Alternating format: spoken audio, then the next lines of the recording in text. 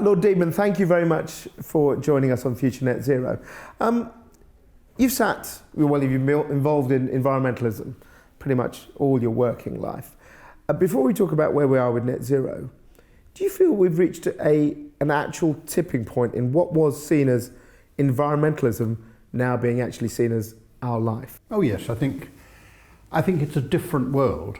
I think in particular the finance industry has changed and begun to understand that if it wants to be here in 10 years' time, it's got to get this right.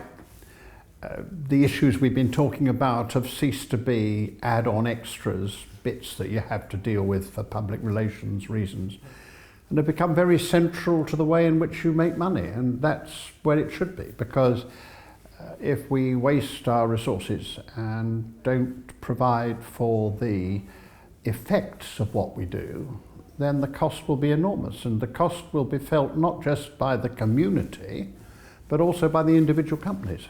So they have changed, and that's very exciting.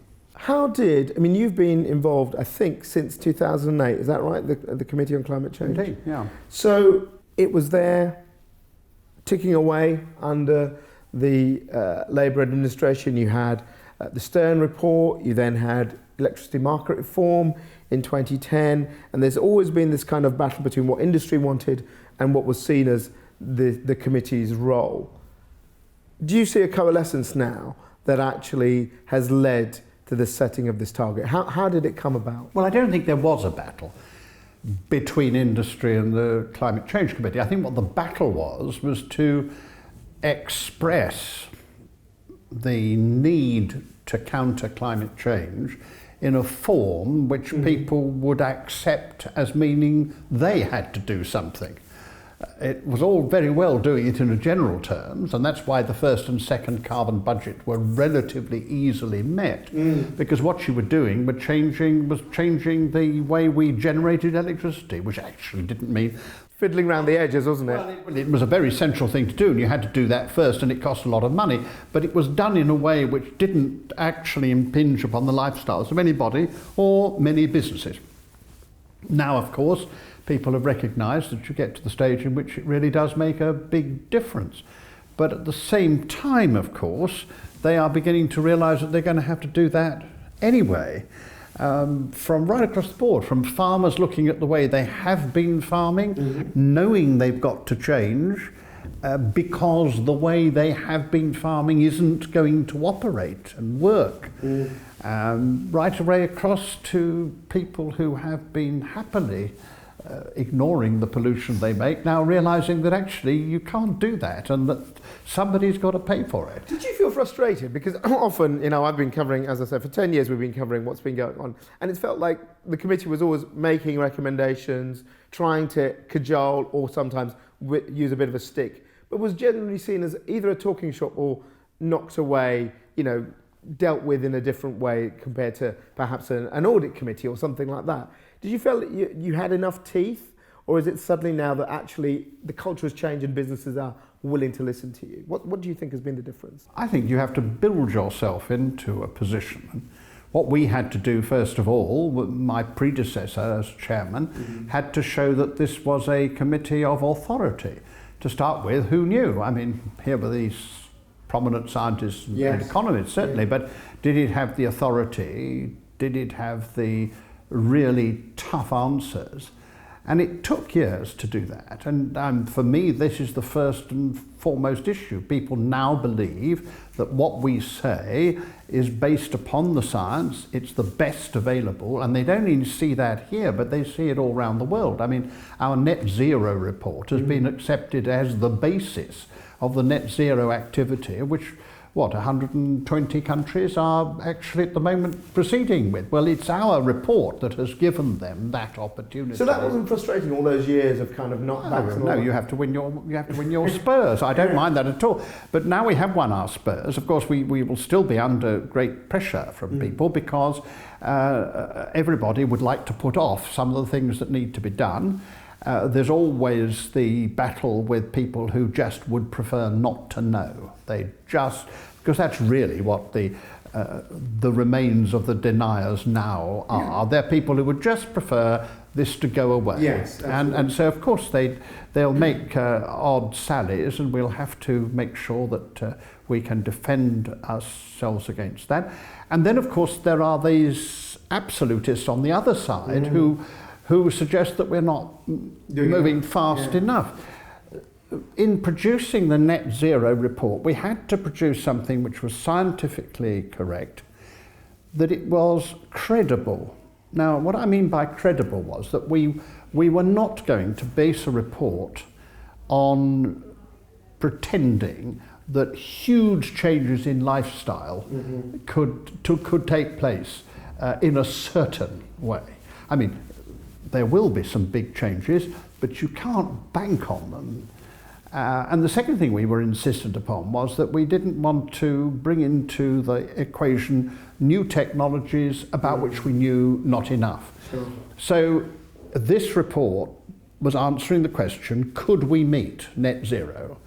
And we said, yes, we can meet net zero using the current technologies and not expecting a huge change in public behaviour, although we should expect some change. So it is not unreasonable to say that there would be a 20% reduction in the amount of meat that we would eat.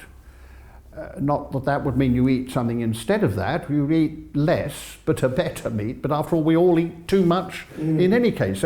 But if you look at the statistics, it's clear that that's the direction in which the public is going anyway. So a bit of a nudge in that direction is a reasonable thing to do. So when we say we can reach this by 2050, and we can do it within a reasonable budget of something between 0.5% and 2% of the GNP, which is certainly no more than we've already put aside for this programme, even when we were only going for 80%.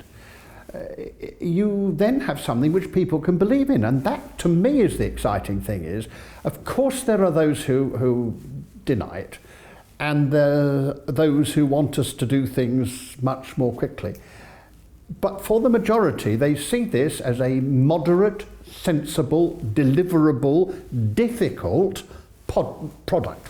Now that's where I ought to be. I mean, we're going to do this, so we're going to achieve it, but it's not going to be easy, but it's really possible.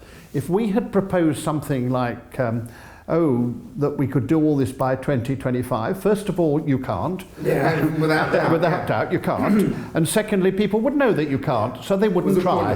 So there's a realistic, and you have to be realistic. Yeah. So when I get attacked by George Monbiot or people like that, I want to say to me, it's all very well, we need you because you're the sort of person who makes sure that we go as far and as fast as we can, but do recognise that if you want we'll only do this if the nation does it, if the world does it, then you've got to make people sure that it is doable. Can I pick up a couple of simple points? What do you see, and I've got the definition of what the Climate Change Committee, what do you see as being net zero? Because people could say, actually, I'll keep polluting and I'll just plant a bunch of trees and I'll offset it all. You actually see this as positive reductions, but with the realism that there will have to be some offsetting. Is that your view? How do you see net zero? Well, I see net zero as being, again, objectively truthful, that there are some emissions which we know no way of stopping at this moment. There will be some animal emissions. There'll be some human emissions, after all. There will be aviation emissions, because we haven't yet got, although I hope we will have, we haven't yet got an alternative to fossil fuels for flying. And it would be unrealistic to believe that everybody's going to stop flying. I hope that people will fly less and make choices when they have alternatives, but that is a different issue. So if you know that there are going to be some emissions, then what you have to do is to seek good ways of replacing those emissions. And I see this as very positive, because if you take, for example, farming, there's no doubt that if we made our farmland more fecund, if we actually return the fertility to the soil that modern farming has taken out, it will then let the soil take in much more carbon.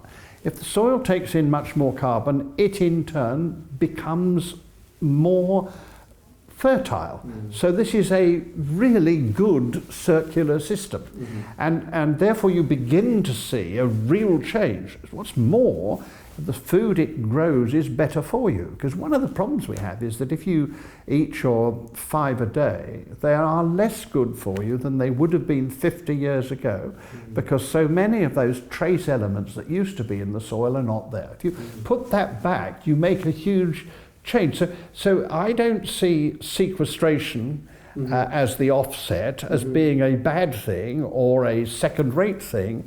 I see it as a good thing. But it mustn't be the excuse for not cutting your emissions as much as possible.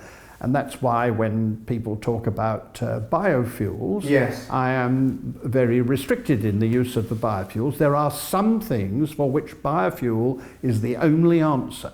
So we'll use it there, not have it misused in areas which really can be replaced by alternatives. One of the problems you must have faced is that you have scientists. Scientists are all about blue sky thinking, and they think about the science of something. And then the reality is you're a politician, you know how people think, and then you have the business and finance argument. When you were putting this all together, and you said to me earlier, you thought it was a credible target to be reached in the time that you feel could be done without costing too much, and then the killer sort of nudging our behaviour. Do you think that there's been a shift enough for you to now do this that you couldn't have done this 10 years ago? So you couldn't have said, actually we'll do this, because you'd never have taken business with you, whatever scientists came up with? Well, I think there is a degree of credibility which we have today, which we didn't have then. And though that's... What, yourselves, or you mean because the public has changed its mind? The credibility is based on 3 changes.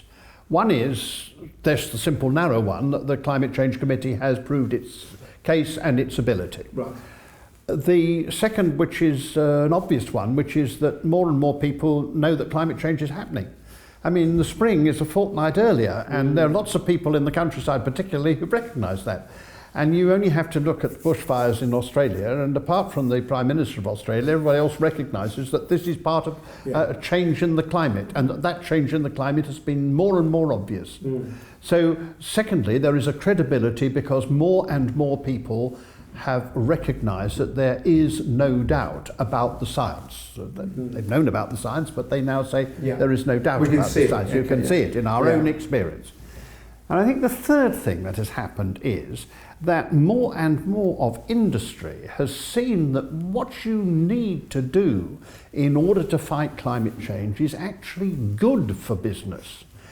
I mean, the Pope made this remarkable comment in his great encyclical Laudato Si, in which he said, climate change must be seen as the symptom of what we have done to the world. And once you look at it like that, of course, business says to itself, well, if we go on doing this to the world, we won't have the resources that we need. We won't have a business.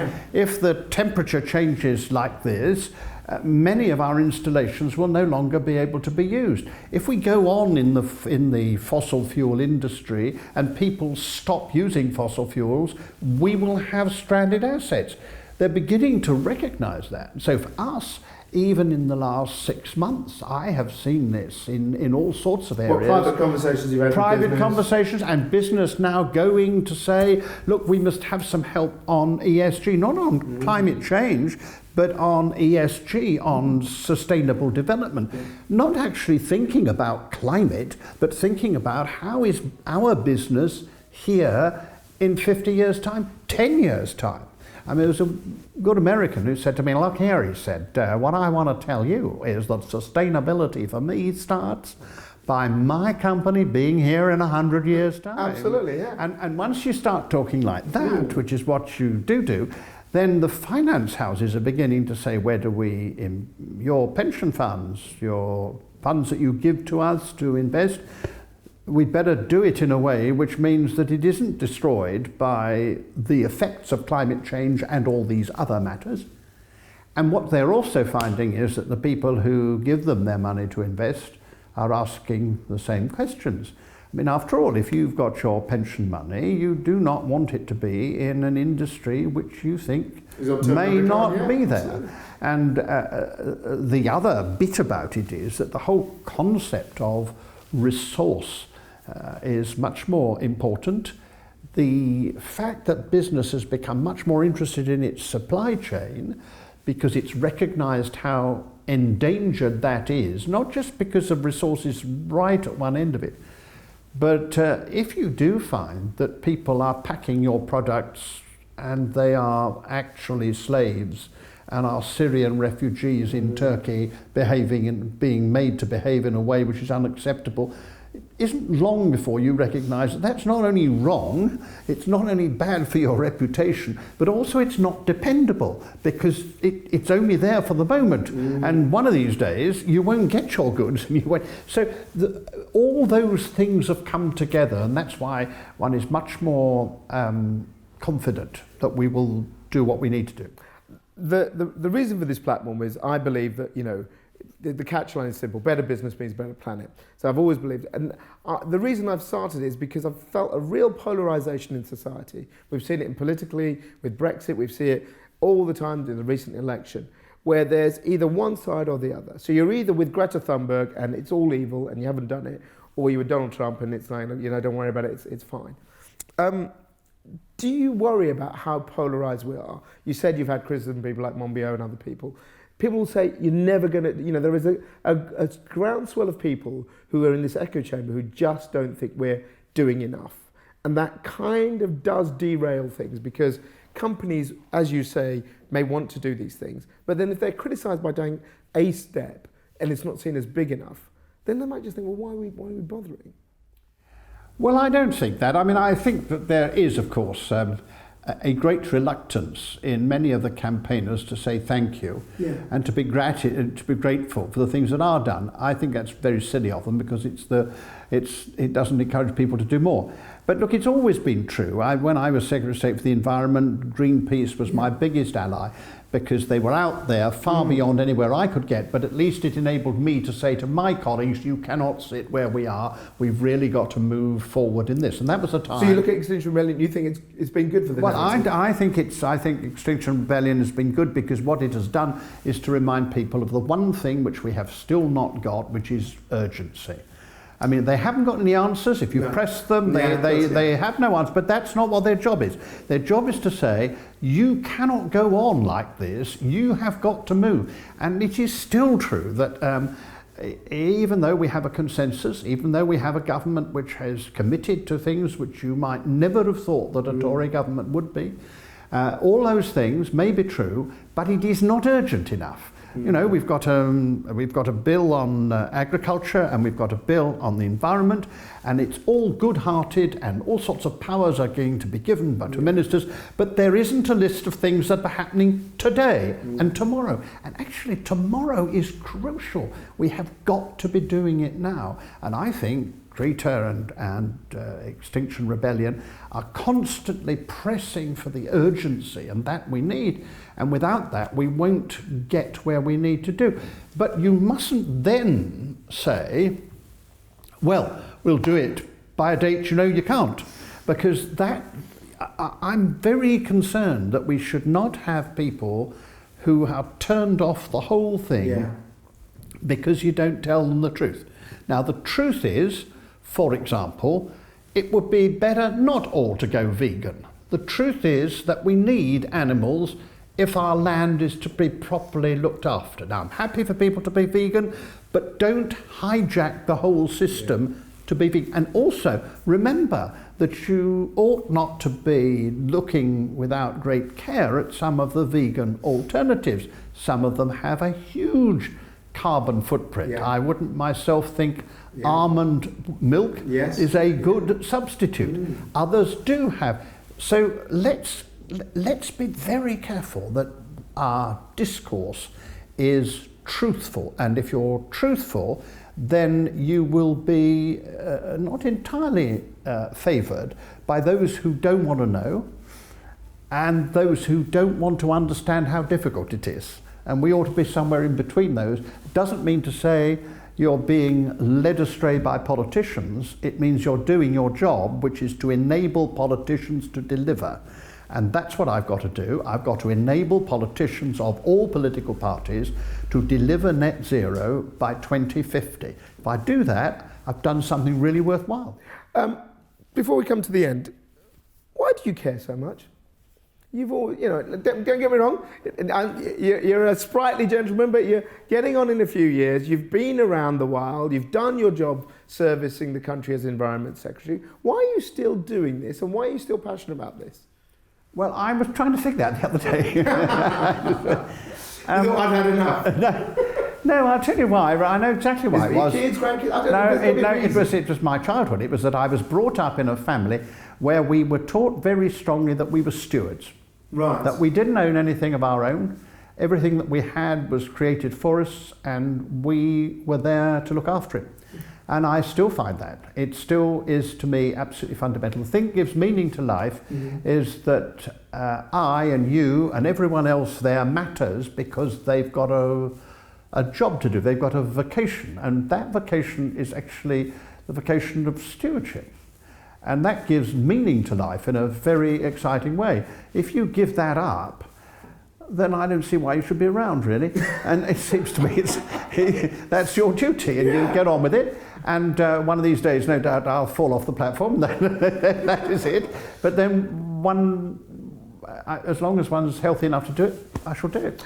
Do you think that we will get, I think I was talking to Piers Forster, who you know very well, I'm sure, and he said, actually, the real thing is, whether it's 2050 and you looked at 2040 and you looked at other things, the hard work is this next decade. You get the ball rolling and then you'll get the incremental gains from this.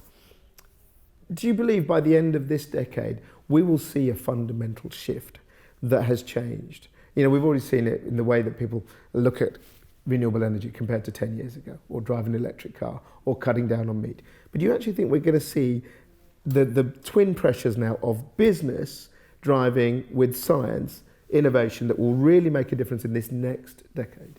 Yeah, I've absolutely no doubt at all.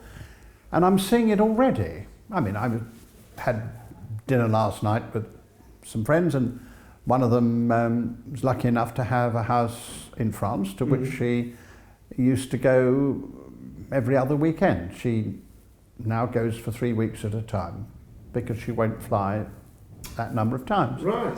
So in her privileged position, of course, she made that decision. Yeah. I think there are lots of decisions being made all over the country all the time about this, but it's only a beginning. And just like when I was young, nobody thought two hoots about drinking and driving. Today, my children would not think of driving the car having had a single drink. That's not how you do. Yeah, designated driver, that's what you are. And I make that, if you think about when you walk along the street and you see somebody smoking, I'm afraid today you feel what a pity that they're still doing that. I mean, things do change. Yeah. All that I'm concerned about is not to demand of people changes that they cannot do. There is a distinction between what you would like to happen and what can happen. And you've got to be careful to push people as far as they can reasonably go without turning them off, because if you turn them off, then they say, well, eat, drink and be merry, for tomorrow we die. And I was remember saying to Ed Miliband once, we were talking about these very issues, and he was talking about industry, you see, and I said, well, the problem, Ed, with you is actually you're a convert, you see. I'm a capitalist, and I know perfectly well that industry talks about competition, but actually likes being a monopoly. So that's the nature of things. So what you have to do is to push them just this side of the impossible. Never go over that. You must never ask people to do something they just simply can't do. But you can push them to that point, and I think that's what we are doing. And I think that's not what we as Climate Change Committee, or they as the government or politicians. I think it's the whole of society. I think it's people's children, and it's the school teachers, and it's the campaigners, And it's the whole of the setup. The only sadness it is that some of the British press is too firmly in the pockets of the fossil fuel producers and very old-fashioned owners. Yeah. Let's hope we get over that. That's part of the sadness of Brexit, which of course is bad for all of this, because Britain no longer has the power to lead as we were able to. That's a pity. Finally, this platform, we've created it to do exactly that, hit that middle road. What do you think of it, the idea of creating a place where businesses can lead other businesses? And I don't believe in denial. I believe that you take people, but you have to be realistic. Do you think it's a good idea?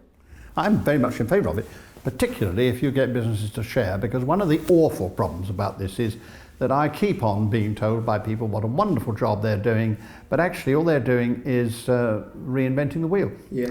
And in my business life, when we help people deal with ESG, the environment, social and governance issues, the thing we bring to them is the fact that we've done it for lots of other people, and therefore you don't have to reinvent the wheel. I think that's true all across the board. So any way that we share these things, well, that is our aim, to get people talking. That's exactly what it should be, and I think that's true.